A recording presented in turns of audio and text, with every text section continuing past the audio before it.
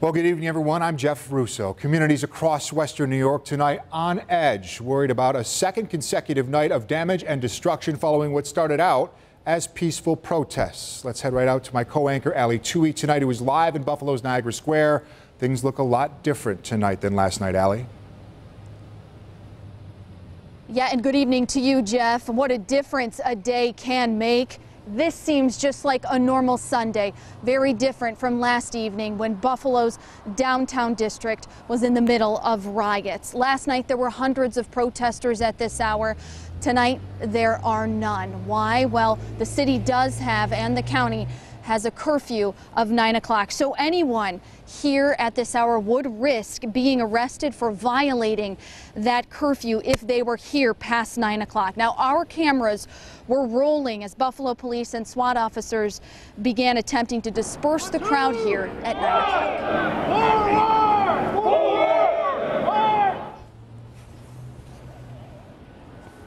You can hear a Buffalo police officer commanding his fellow officers.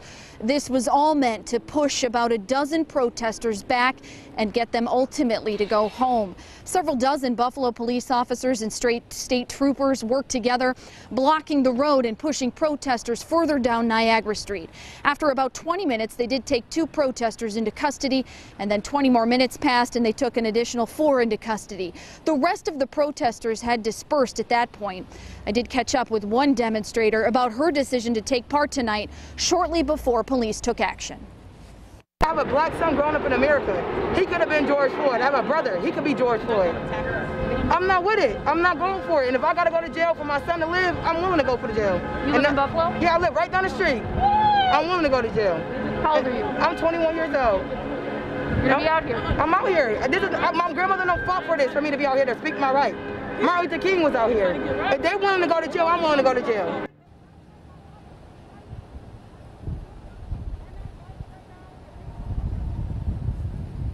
So there is just one protester there willing to get arrested for the cause. As we have said, 6 were arrested for violating the countywide 9 p.m. curfew.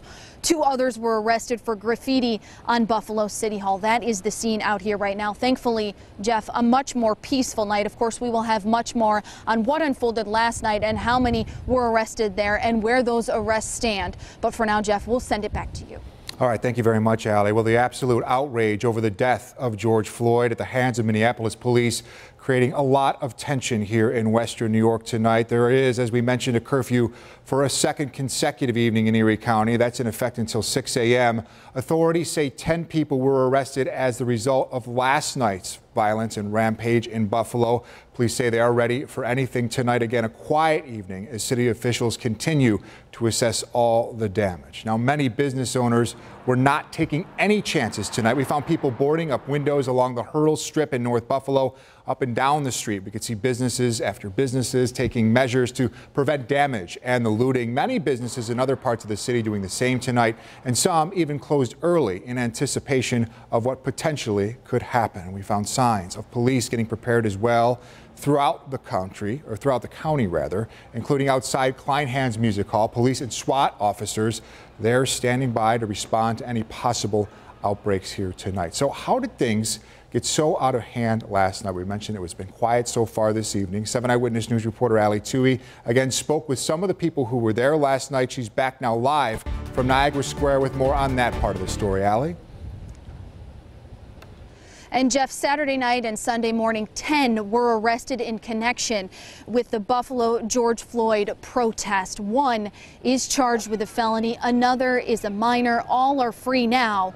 District Attorney John Flynn saying more people will be charged, including for an incident where one woman who police say was beaten when she took a wrong turn into the protest.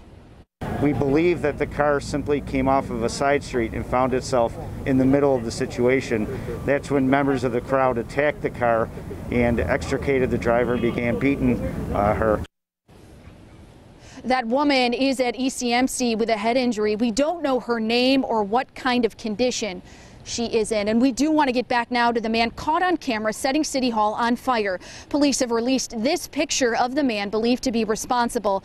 They say they already have several leads as to who he might be. This is exclusive video now of the incident in question.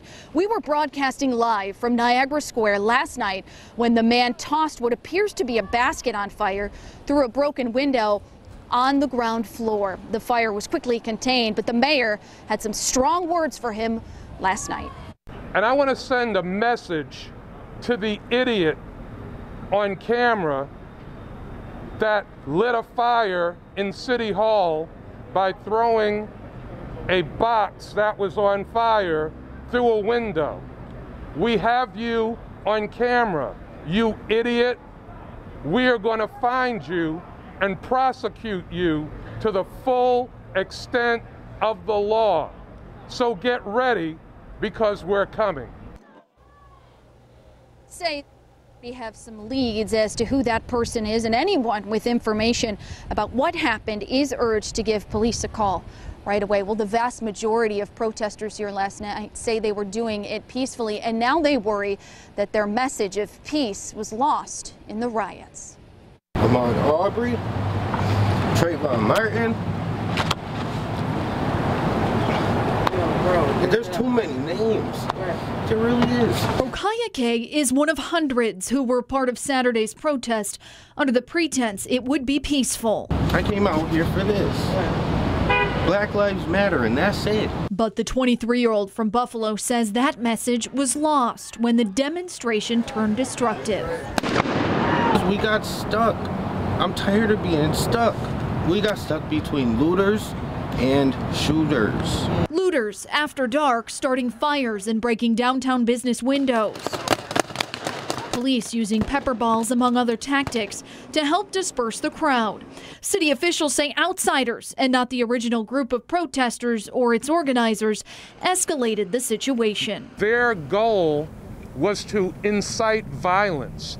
Their goal was to inflame the situation and get people from here to become violent. Having been involved in these type of protests since 2004, what you witnessed last night, have you seen something like that in Buffalo before?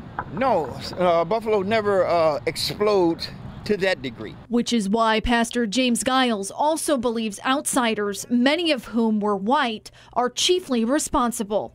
He runs Buffalo Peacemakers, a program devoted to helping keep peace between protesters and police officers in situations just like Saturday. He says outsiders started the destruction, and he believes younger Buffalo residents followed suit. He's here to say violence is not the answer. Don't hurt innocent people. That's not the way to do it. You're hurting businesses. Some of these people businesses may not be able to recover from the damage that you do. Meantime, protesters like Okayake are back in Niagara Square Sunday, determined to protest and do it peacefully in the name of George Floyd. I don't want my message to get lost, because then I get silenced again and again. With the looters and the shooters, I'm stuck between a rock and a hard place. And we're back out here live in Niagara Square, and what you're looking at is where one of the vehicles, a bail bond van, was lit on fire. You can still see some of the remnants there, but otherwise all of the damage has been cleaned up, and it was cleaned up relatively quickly. Volunteers coming out here early this morning to help clean up the city, wash away the graffiti, clean up the broken glass from some of the windows that had been damaged here in the early morning hours here on Sunday. So a very quiet, calm night here, thankfully so. Jeff, we're going to send it back to you.